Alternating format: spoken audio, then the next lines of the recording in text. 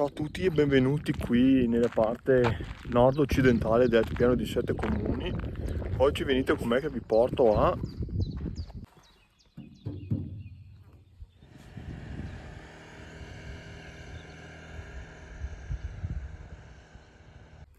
vedete che la cartellonistica qua indica in 50 minuti, qui appunto da Rifugio Campolongo. Sono 180 metri di dislivello, neanche 175 metri, quindi un'escursione molto fattibile. Vedete l'amplissimo parcheggio del Rifugio Campolongo dove parcheggiare.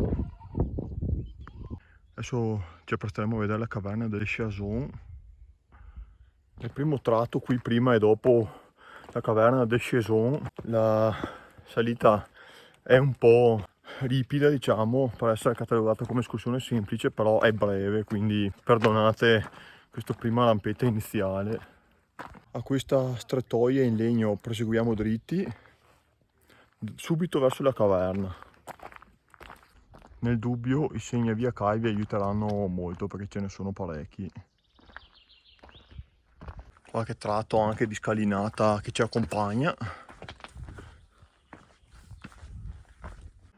Prime indicazioni, abbiamo già perso 10 minuti dal forte. Siamo alla caverna del Chazon.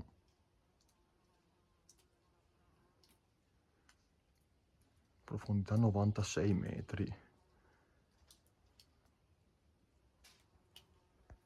Ecco la bellissima caverna del Chazon. Non si vede tantissimo, però comunque direi che è assolutamente caratteristica. Tra l'altro sul fondo ha neve tutto l'anno, neve e ghiaccio.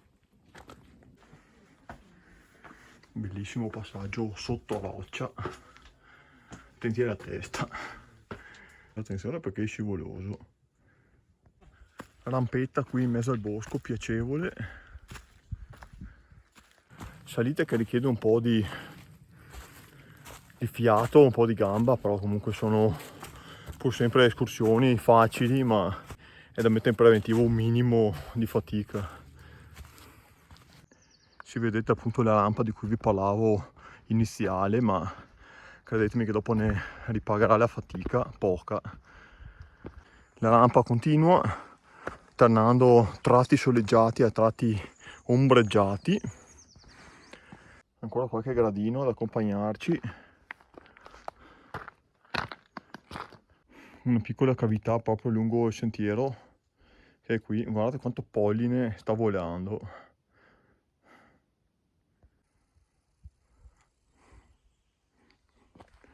Siamo praticamente alla fine del bosco.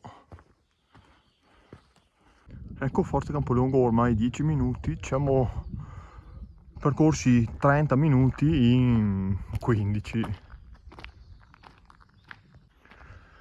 Bellissima e facile ultima salita. Baita Caffè Latte, 1665 metri di quota.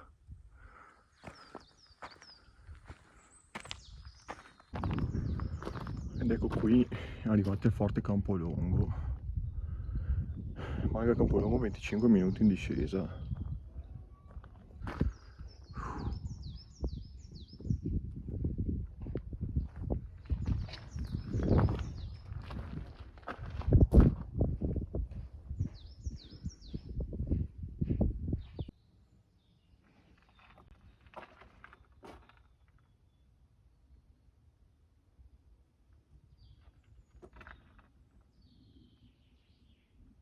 Qui l'umore passa dall'allegro al rispettoso.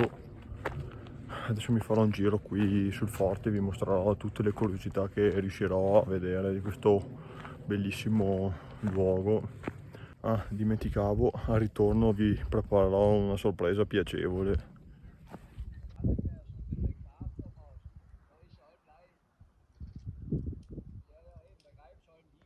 Guardate che panorama incredibile.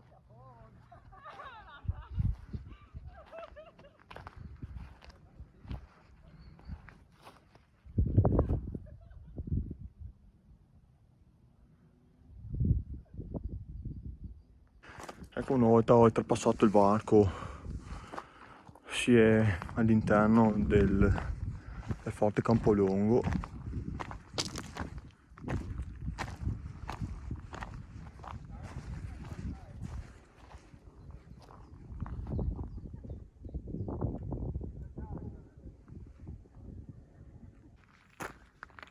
Qui si può tranquillamente andare a vedere un po' il forte e il panorama che ci circonda, che è fantastico a dir poco. A parte qui la cava che si vede smembrare la montagna. Un bellissimo primo piano su Tonesa, poi si sale, la prima cimetta qua è lo Spitz, dove c'è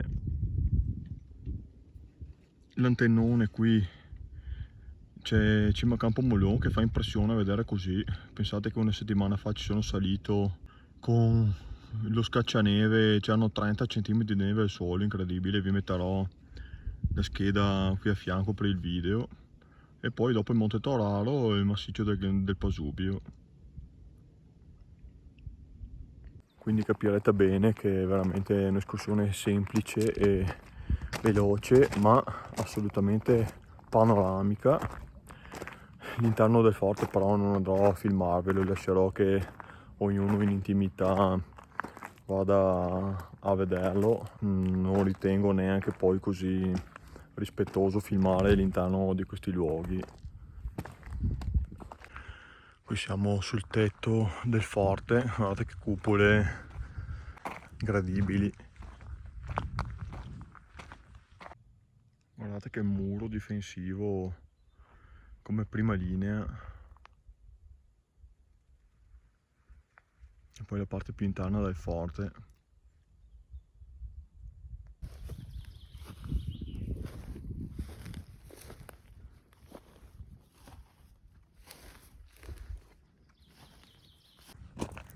Bellissimo e ultra emozionante, ve lo consiglio, perché appunto è un'escursione semplice ma porta in un luogo che è sacro alla patria e merita comunque appunto un attimo di contemplazione. Mi congedo con enorme rispetto del Forte Campolongo, cercando di comportarmi nel modo più rispettoso possibile di questa zona e di tutto ciò che ha dovuto subire, di tutte le tristezze che ha ancora impregnata dentro di sé. E adesso, dopo avervi fatti sudare all'andata, al ritorno vi rinfrancherò con questo sentiero molto più godibile. Ecco qui i cartelli, invece di rigirare su per il sentiero dell'andata percorriamo la carabile che ci porterà ugualmente giù a Campolongo. All'andata abbiamo fatto le tappe, quelle salienti diciamo, e col percorso un po' più in difficoltà. In discesa ce la prendiamo molto comoda, o volendo potreste fare il contrario, salire per la via più dolce che è questa carabile e il ritorno in discesa per quel tratto impervio nel bosco. Anche questa potrebbe essere un'opzione. Guardate che chicca ci regala anche il sentiero qui, che è qui, il sentiero carabile, mamma mia. Guardate che parati verticali qui poco a sud di noi, bellissimo. E laggiù si apre la Val d'Astico. Si può distinguere Tresque Conca, qua più a destra la zona del Forte Corbini. Qui invece oltre la Valle dell'Astico si distingue la sagoma del Monte Cimone, oltre ovviamente a dietro il Summano, le creste, il Novegno e il Priaforà. Mamma mia, qui la visione si fa spettacolare, guardate che roba, sensazionale, una parete così ripida e verticale come poche volte, come poche altre ho mai visto. Fantastico. Rifugio Campolongo, 1,3 km, 15 minuti per i podisti, rifugio Campolongo 30. Si cammina veramente in modo gradevole, tra l'altro adesso anche con la veduta del forte e del rifugio Verena in cima all'omonima montagna.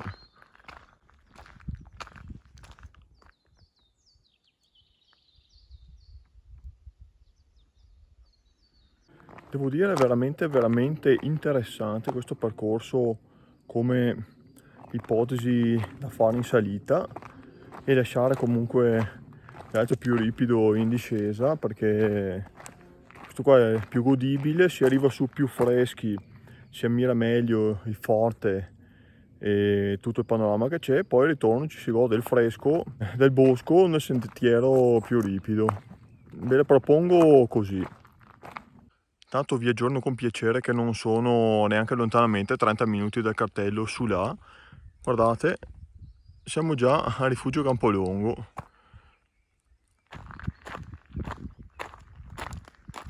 Ecco qui, una volta lasciato alle spalle il rifugio Campolongo dove voi potrete comodamente parcheggiare, potete appunto constatare che l'escursione, il video è stato veloce perché l'escursione è veloce, non c'è tantissimo da vedere, a parte la grotta dello Sceson, appunto cima di Campolongo col forte. Comunque ve la consiglio, l'ho messa nelle top 5 delle escursioni più facili, vi linkerò la playlist qui sopra. E niente, io vi saluto e vi rimando alle prossime escursioni.